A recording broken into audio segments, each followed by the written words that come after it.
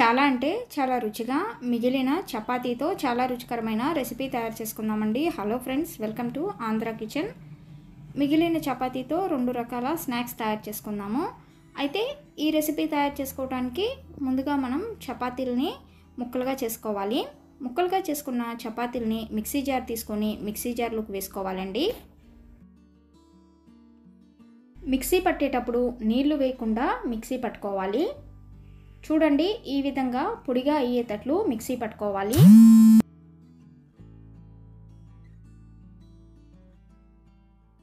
ఇప్పుడు చపాతీల్ని మిక్సీ పట్టేసుకున్న జార్లోకి 2 బంగాళాదుంపల్ని ఉడికించుకొని బంగాళాదుంప పైన ఉన్న చెక్కు తీసేసి వీటిని కూడా మిక్సీ జార్లో వేసుకొని మెత్తగా మిక్సీ పట్టేసుకోవాలి.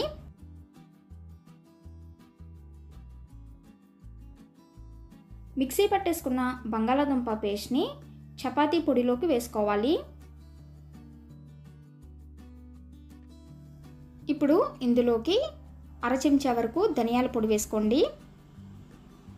అలాగే ఉప్పు వేసుకోండి. ఆల్రెడీ చపాతీలో ఉప్పు ఉంటుంది కాబట్టి ఉప్పు అనేది కొంచెం తగ్గించుకొని వేసుకోండి.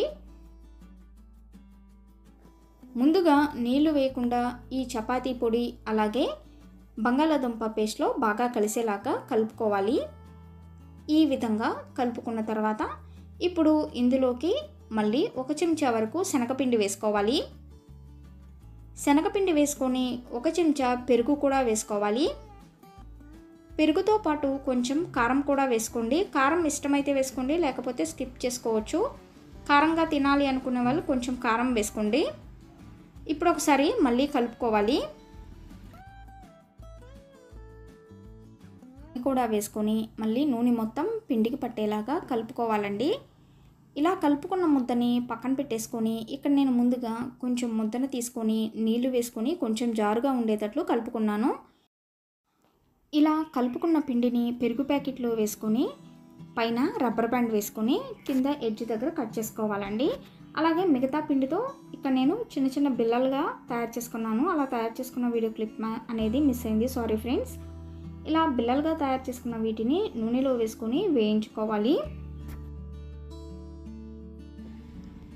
ఇప్పుడు వీటిని చక్కగా వేయించుకోవాలి. వేయించుకున్న తర్వాత ఒక ప్లేట్లోకి తీసుకుందాము. ఇవి evening time tea time snacks లాగా చాలా రుచిగా ఉంటాయండి. ఒకవేళ ఉదయం పూట చపాతీలు మిగిలిపోతే సాయంత్రం పూట ఇలా స్నాక్స్ లాగా తయారు చేసుకోవచ్చు. బంగాళాదుంప కాంబినేషన్తో బాగా ఇష్టపడతారు. అలాగే పెరుగు ప్యాకెట్లో నింపేసుకున్న పిండితోనేమో ఈ విధంగా వేసుకున్నట్లయితే విరిగిపోయిన చక్రాల్లాగా ముక్కలు ముక్కలుగా వస్తాయి, అంటే కురుకురేలాగా వస్తాయండి. వీటిని కూడా చక్కగా వేయించుకుంటే క్రిస్పీగా తినడానికి ఈ గోధుమ పిండి అలాగే బంగాళాదుంప కాంబినేషన్తో రుచిగా ఉంటాయి.